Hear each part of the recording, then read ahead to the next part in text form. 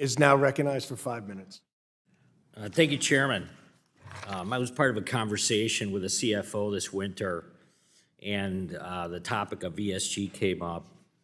And you could tell there was almost a resilience building already by some of the major financial institutions to simply make a move that was proactive, and in this case, it was on a website, to just basically put up a statement about ESG and how they were concerned about the environment. And the conversation then involved him saying, it's just something we're all gonna have to do to get the SEC off our back, so why not comply right now? He didn't take it seriously. And you could see that it was part of this corporate pressure that's continued to emerge.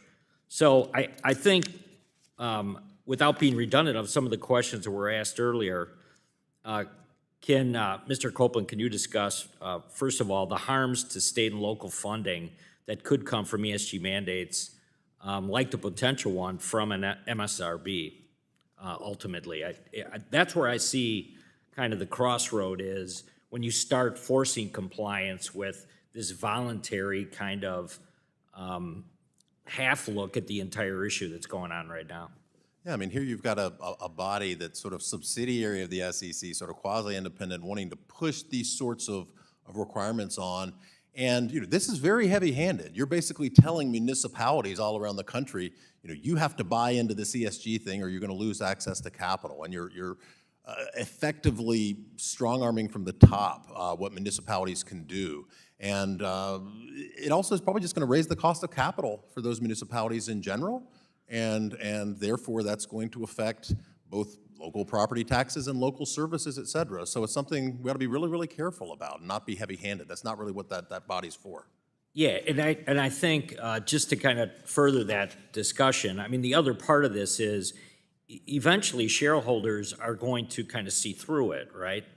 And Mr. Zeitcher, you talked a little bit about this. Obviously, the overreaching kind of discussion about how much can a boardroom and a group of shareholders kind of continue to swallow on this front until they say enough's enough because they're seeing the impact on their investment and their shares. Well, the problem is that there are two problems. One, ESG has never been defined very carefully. It is a multitude of goals which inevitably conflict. And the question is, what's the trade-offs among them? To the extent that the business sector either chooses to or is forced to incorporate ESG or sustainability, if you want to call it that, criteria into its business and management decisions, the conflicts become greater, the ability and the goal of maximizing returns becomes ever more diluted. Capital costs rise, capital productivity falls, and with it labor productivity and wages. The implications for the economy are not salutary, which is a reality that the empirical literature demonstrates, I think pretty convincingly. And there's probably a short fuse on compliance with some of these items that'll ultimately be set in motion. And then what you'll see is a series of penalties when somebody doesn't comply. And that's my biggest concern. So my colleagues have asked the question numerous times, what are we doing here today? We're trying to prevent, once again, the heavy hand of government kind of stepping in and inserting themselves into something that's the basis for this entire committee, which is to govern financial institutions and the services related to it. The government has stepped in through SEC regulations. The question is, how do we undo that damage? And that is a job for Congress.